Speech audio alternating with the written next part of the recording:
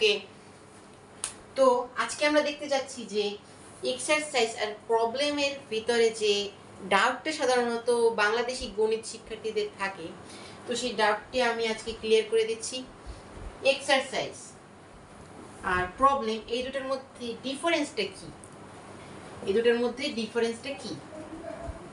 Exercise হলো যেটা আমরা প্রতিনিয়ত করি, অর্থাৎ আমাদের যে গণিত বইগুলোতে থাকে সেগুলো হলো এক্সারসাইজ। অর্থাৎ ধরো একটা সূত্র দেওয়া আছে, তো সেই সূত্রটার ন্যায় আমরা আরো সারি সারি অঙ্ক করি, এটা হলো এক্সারসাইজ। সাধারণত আমাদের যে স্কুলে যে গণিত বই দেওয়া থাকে তাতে এক্সারসাইজই শুধু থাকে।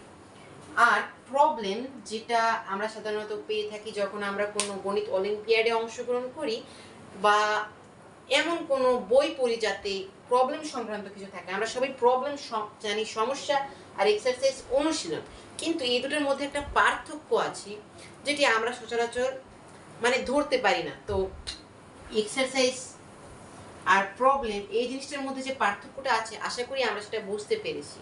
কারণ প্রবলেম জিনিসটি আপনি তখনই পরিচিত হবেন যেটির সমাধান করতে কোনো নির্দিষ্ট সূত্র পাওয়া সম্ভব না, সেটাই হলো প্রবলেম। আর এক্সারসাইজ হলো যেটির সমাধানের জন্য একটা সূত্র আছে, শুধু আমরা সেটি প্রয়োগ করে বারবার সমাধান করে যাচ্ছি। যেমন উদাহরণ হিসেবে আমরা দেখতে পারি a + b হোল স্কয়ার একটা সূত্র আছে। তো এখন এই সূত্রটার ন্যায় আমরা অনেক অঙ্ক করতে পারি, এটা হলো এক্সারসাইজ।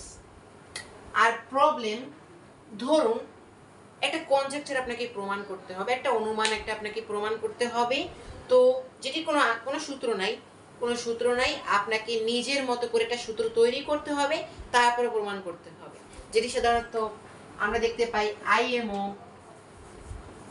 তারপরে বিডিএমও অর্থাৎ বাংলাদেশ ম্যাথমেটিক্যাল অলিম্পিয়াড, এই জাতীয়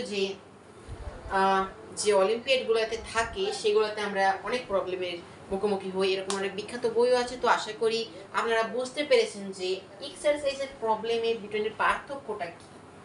ধন্যবাদ সবাই।